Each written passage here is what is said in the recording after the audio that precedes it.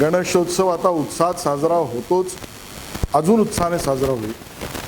माननीय उच्च न्यायालयाचे धन्यवाद।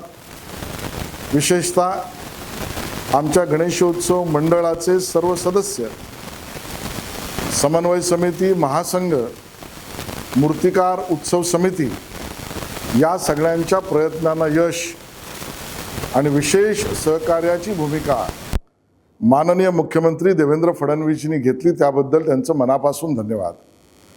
माननीय मुंबई उच्च न्यायालयाने आता स्पष्टच केलंय,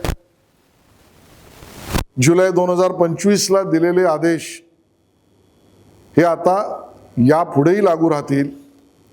याचा अर्थ आपल्या गणेशोत्सवाच्या विसर्जनाच्या बाबतीतली जी भूमिका जुलै 2025 ला घेण्यात आली होती, 6 फुटा खालील आपल्या बाप्पाचं विसर्जन कृत्रिम तलावात, त्यावरचं नैसर्गिक जलप्रवाहामध्ये, पण त्याही बरोबर पर्यावरणाला त्रास न होता त्या असलेल्या आपल्या पीओपीच्या व अन्य मूर्त्यांचं योग्य शास्त्रीय दृष्ट्या विघटन, या पद्धतीची भूमिका जी अगोदरच घेतली होती, त्यावर काहींनी दावा दाखल केला, काहींनी त्याला विरोध केला, त्याच्या अंतर्गत अधिकारांतर्गत त्याला अगोदरच्या जुलै 2025च्या भूमिकेला थांबवण्याचा प्रयत्न केला।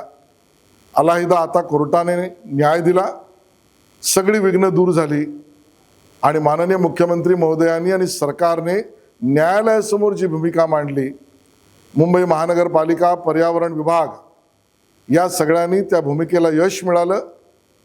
गणपती बाप्पा मोरया, उत्साहात सण साजरा करूया, पर्यावरणाचं रक्षण करूया आणि समाज प्रबोधनाच्या कामाला लागूया। धन्यवाद।